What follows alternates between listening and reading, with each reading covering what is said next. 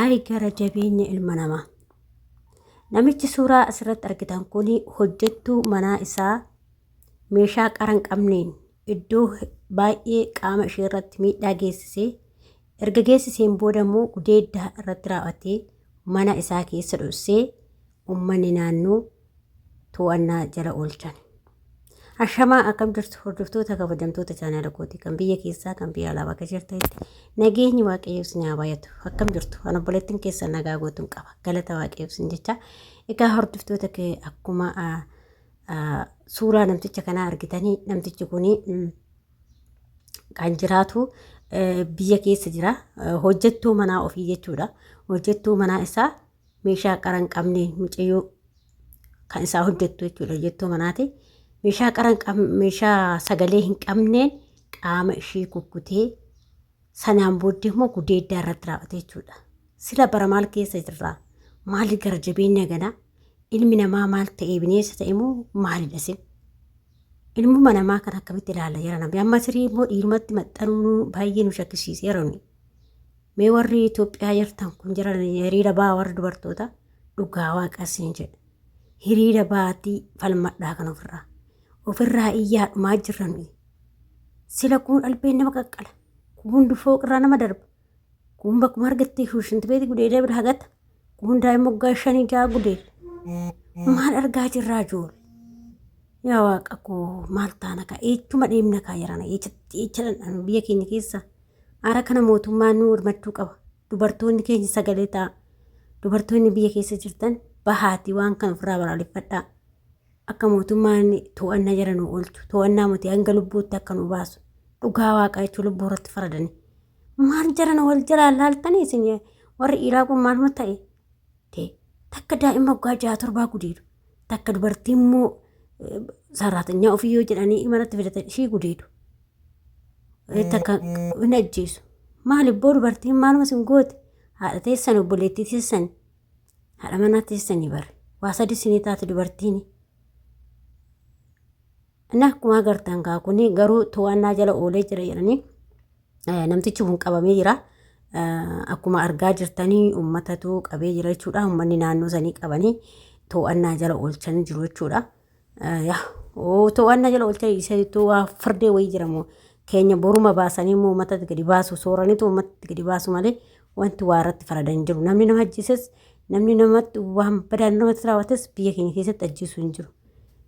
Sirratti sooranii sitti baasu gadi baasu malee jechuudha sooranii.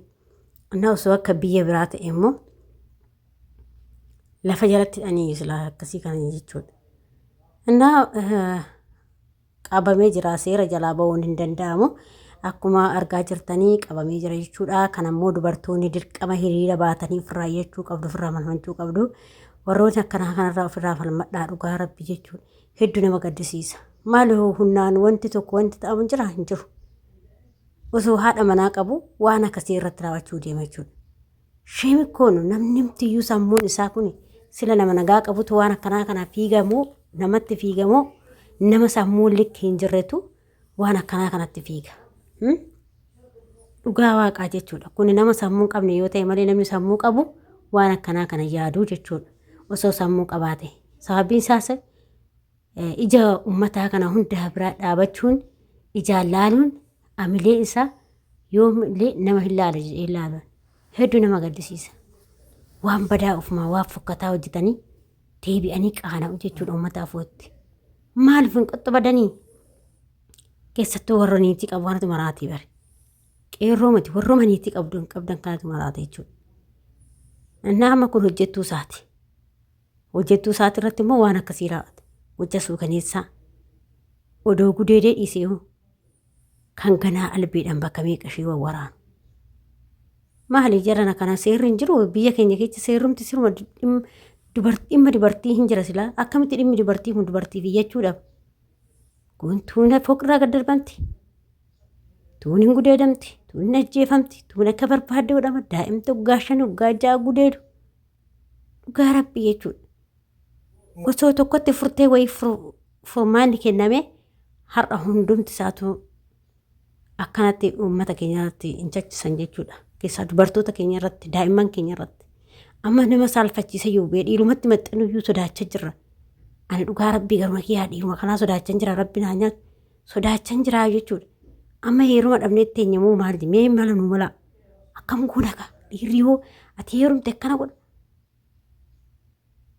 Sis akkana godha kaa boru. Gaafuma haadha manaatis taate haadha manaatis waa dhiisaa jiranii kunuma ajjeesaa jirani. Sirii caruddoon haadha manaatti taate. Takka inaafadhaan guutamanii wanta adda addaatiin guutamaniitti dubartoota keenya ajjeesaa jechuudha. Hedduu nama gaddisiisa dhugaa rabbi. Innaa baga waaqayyo si qabeessiin jira namticha nan. Si haa qabdu ardiin Itoophiyaa si qabdi ammaayi.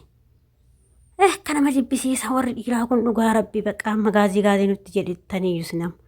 Warri dhiiraa hoo jennu kaa nuti maatii gaarii badaatu jira dhugaa rabbi walitti qabuun hin danda'amu.